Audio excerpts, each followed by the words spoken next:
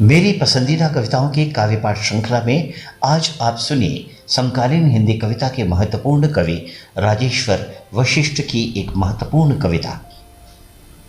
इस कविता के संदर्भ में राजेश्वर वशिष्ठ कहते हैं, पुणे में सुश्री प्राजक्ता गिरधारी काले के पास विश्व का सबसे बड़ा बोनसाई संग्रह है, जिसकी ख्याति Guinness book of world records में दर्ज है। इस खबर को पढ़कर एक फैंटेसी की तरह ये कविता लिखी गई है, जिसका उद्देश्य किसी की व्यक्तिगत भावनाओं को ठेस पहुंचाना नहीं है। इस कविता में आए बिंब कुछ लोगों को परिचित लग सकते हैं, ये एक संयोग मात्र है। कविता की नायिका चारू स्मिता पूरी तरह से काल्पनिक है। उसका जन्म अभी पृथ्वी पर नहीं हुआ है। तो आइए सुनते हैं राजेश्वर वशिष्ठ की कविता चारू स्मिता।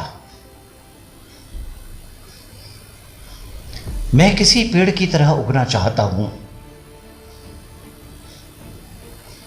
मेरे पास मजबूत जड़ है, तना भी और पत्ते भी। पर मुझे नहीं मालूम कि मैं पीपल बनूं, नीम बनूं, बुरुंश बनूं या देवदार। बस मैं एक ऐसा जादुई पेड़ बनना चाहता हूं जिस पर चिड़ियां, गिलहरियां, तितलियां और कोयल सब दिन रात आए। चारू स्मिता ने कहा, सुनो पेड़, मुझे तुमसे प्रेम हो गया है। मेरे पास एक भरी पूरी दुनिया है, खूबसूरत आंखें और मरमरी जिस्म है। प्रेम कविताएं भी लिख लेती हूं। तुम जैसा प्रेमी मिल जाए तो लोग शताब्दियों तक याद रखेंगे हमें। मैंने पूछा, मुझे सागौन या शीशम का पेड़ बनना चाहते हो? मैंने पूछा, मुझे सागौन या शीशम का पेड़ बनाना चाहती हो ताकि मेरी लकड़ी पर अपनी तस्वीर बनाकर उसके नीचे रुबायते उमर खयाम लिख सको, या यूकलिप्टस जैसा कोई मुलायम पेड़ जिससे बने कागज पर छप सके तुम्हारी तुकबंदी की किताब, और उसके विमोचन के लिए अपनी धोती संभालता हुआ चला आए कोई मंत्री। उसने कहा, मैं जब प्रेम में होती हूं किसी प्रश्न का उत्तर नहीं देती।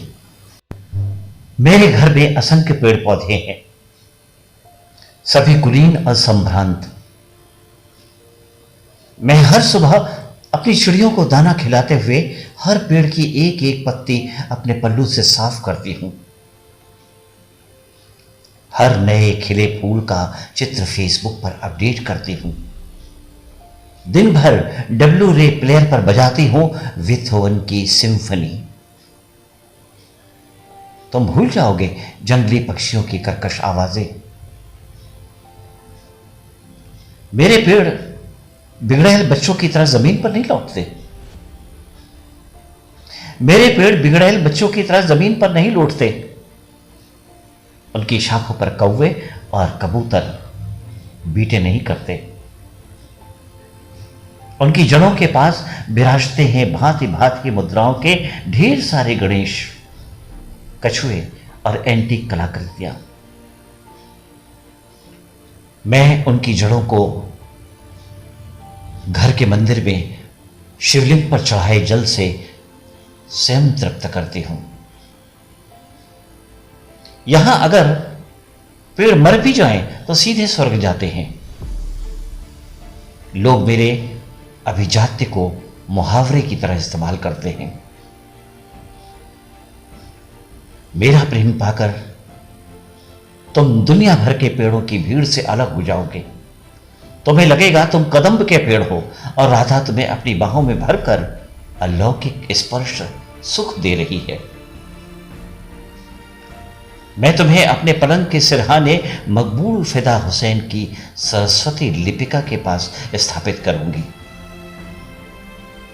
लोग जानते हैं मेरा घर एक सुंदर कला क्षेत्र है। मुझे लगता है हर पेड़ बाहें उठाकर पानी के लिए दिन भर ताकता रहता है सूरज की ओर।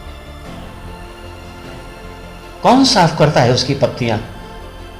किसके तने पर मचलती हैं राधा की नाजुक सुंदर उंगलियां? किसकी छाया में नृत्य करते हैं शिशु गणेश? कौन से पेड़ के निकट रहती है सरस्वती? सुनित्रा, तुम जल रही हो ना मेरे भाग्य से? सुनित्रा, तुम जल रही हो ना मेरे भाग्य से? पगले, रो रही हूं। चारु स्मिता तुम्हें बोनसाई बनाने जा रही है। पगले, रो रही हूं। चारु स्मिता तुम्हें बोनसाई बनाने जा रही है।